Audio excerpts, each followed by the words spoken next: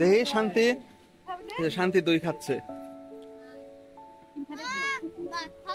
ভাই তুই কম খা, তুই কিন্তু বেশি খাস, ছেড়া বেড়া করতেছস।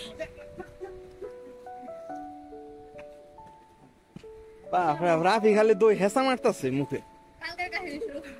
কালকে যেরকম আর কি হেসা মেরা, এই যে পাতিল নিয়ে রয়েছে।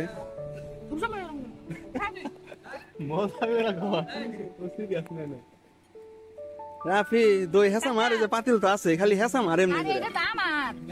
আমি তো ভালো লাগলো, ইউটিউবে দেখাবো, ইউটিউবে আপলোড করবো। দেখি নিলয় একটু এদিক টাকা চেহারা দেখা। এই যে জান্নাতি খাইছেন ঠিক মতো? তারপর দই দই টই খাইছেন? আলহামদুলিল্লাহ, ইনশাল্লাহ হইতেছে ভবিষ্যৎ। ও রাফি খালি হেসা মারতেছে রে দই। ভাই দেখুন দেখুন, আমাদের মনিকা আফরিন মিমি বিয়ের পাত্রী হয়ে সে কি পরিমাণ খাওয়া খাইতেছে। সে এত সেদরের সেদর, একদম ডিশ বইরা খাইতেছে, গামলা বইরা খাইতেছে। আপনারা তাকে দেখে রাখুন, ভুলেও তাকে কেউ দাওয়াত দিবেন না, তাহলে একদম দেউলিয়া হয়ে যাবেন। নিজের বিয়েতেই সে একদম চক্ষু লজ্জা নাই, সবকিছু লজ্জা শরম বিসর্জন দেয়। এক ঢিস ভাত আর এক ঢিস আর কি গরুর গোস্ত খাচ্ছে। কিভাবে খাচ্ছে? মুখ চেরা বেড়া কইরা খাইতেছে। একটা নলা মুখে দাও, কামড় দাও, কামড় দাও, একটা নলা মুখে দাও। এই দেখছুন অজগরের মতো হা করে একদম গিলে নিল।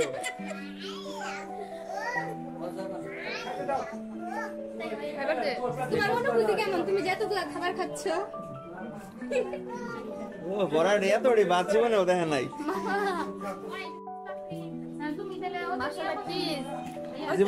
জীবন অনেকদিন পর এতটি ভাত খাইতেছে। সবসময় তো খুদে ভাত পান্তা ভাত খায়, আজকে জীবনে প্রথম এতটি। হ্যাঁ মনে আরেকটা নলা খাও। বাহ, পুরো অজগর। আপুজি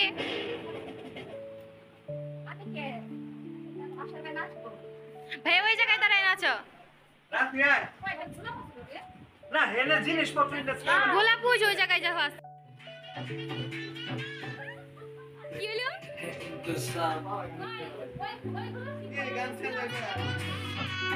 কি জানি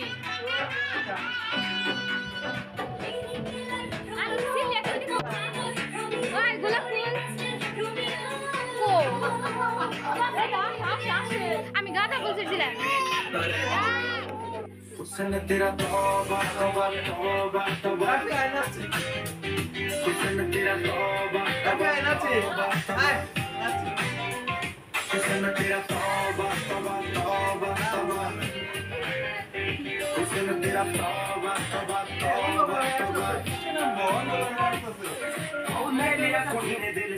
আপনাদের সাথে পরিচয় করিয়ে দেব আমার ফ্যামিলি। এই যে আমার ওয়াইফ আর এই যে আমার বাচ্চা।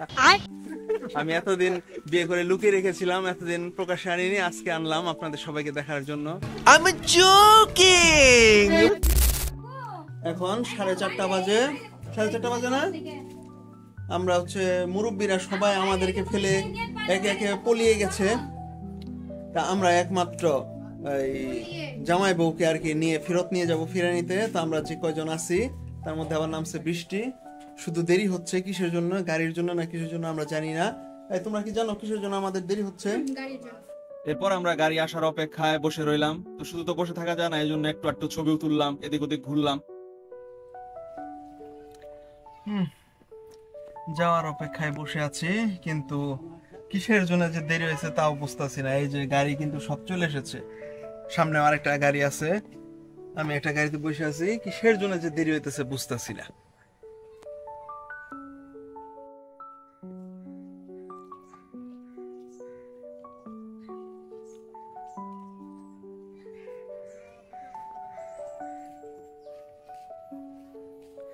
বাকি মানুষ কো ওগো, এত কিসের দেরি হয় বুঝি না তো।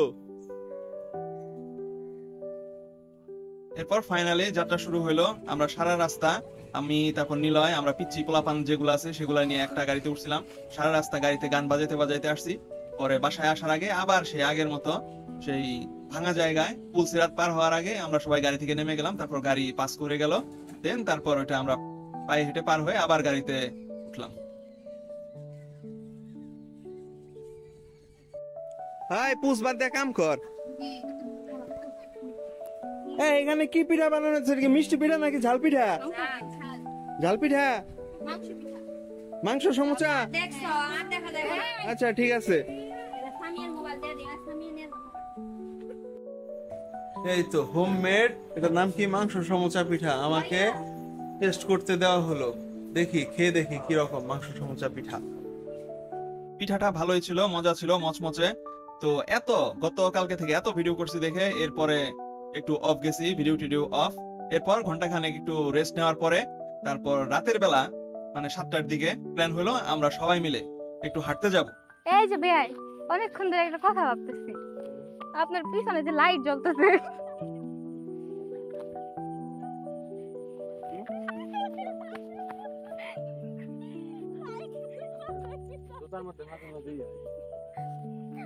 আই মিন আপনার জুতার মধ্যে লাইট জ্বলতেছে।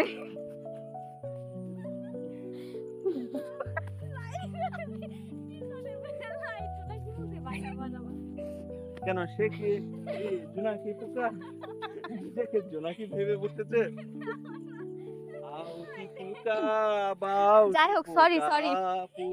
আমরা আমাদের বাড়ি থেকে নদীর পাড়ের দিকে হাঁটতে লাগলাম। ওই দিন বের হওয়ার আরেকটা কারণ হয়েছে, সেই দিন ছিল পূর্ণিমা, আকাশে খুব সুন্দর বিশাল বড় চাঁদ, একদম পূর্ণিমার আলোতে চারপাশ আলোকিত। তো আমরা আমাদের বাসা থেকে হাঁটতে বের হয়ে এদিক দিয়ে হাঁটতে হাঁটতে একদম নদীর পাড়ে, এই যে নদীর পাড়ে এখন ভেঙে টেঙে একদম একাকার। নদীর পাড় দিয়ে ঘুরলাম, এখান দিয়ে কাশফুল আছে, একটু জঙ্গল টঙ্গল আছে। তো পরে আর বেশি দূর গেলাম না, এইখান থেকে ফেরত আসলাম।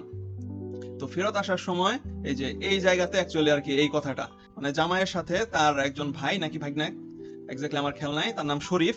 তো ও এমন একটা জুতা পরছে, তো জুতার পিছনে আর কি নিয়ন লাইট মনে হয় জল করতেছে অন্ধকারের মধ্যে। তো এটা দেখে স্বামী আর কি বলছিল যে আপনার পেছনে আলো জ্বলে। এখন শরীফ বেচারা লজ্জা পেয়ে মনে করছে ওর পেছনে কোথায় না জানি আলো জ্বলে। তো এটা নিয়ে আর কি আমরা অনেক হাসাহাসি করছিলাম। ও আরেকটা কথা, এই যে এই জায়গাতে একটা বাইশা ভূত আছে, বাইশাঙ্গুল, সে বাইশা ভূতের আমরা কবলে পড়ছিলাম। অ্যাকচুয়ালি এটা কিছুই না, আমাদের বড় ফুপু আমাদেরকে ভয় দেখানোর জন্য একটা গল্প বলে যে আগে নাকি অনেক আগে একটা লোক ছিল, খুব দুষ্ট, পাজি, মদ খাইতো, হাবিজাবি কাজ করতো। তার হইতেছে হাতে 6টা করে আঙ্গুল, মানে 2 হাতে টোটাল 12টা আর পায়ে 10টা, এই টোটাল 22টা আঙ্গুল। তো এই জন্য ওইখানে মারা গেছিল।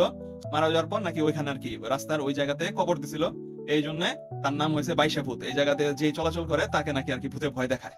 পরে তারপর ফেরত এসে আমরা এখানে আমাদের বাড়ির সামনে যে জায়গা আছে, এখানে প্রচুর বাতাস ছিল।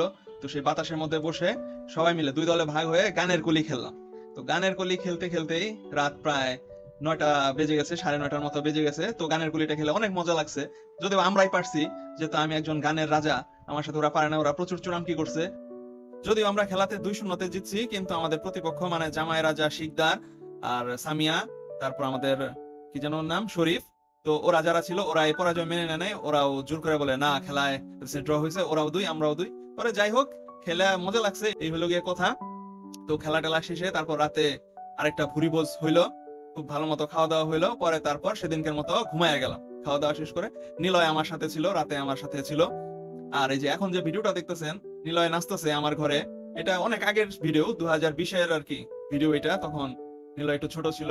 নিলয়ের খুব ইচ্ছা আমার ভিডিওতে আর কি ফিচার হওয়া, তো এই জন্য আর কি ওর একটু ডান্স দেখাই দিলাম। ও সুন্দর নাচে, ওর ছোটবেলার আরেকটা নাচ আছে।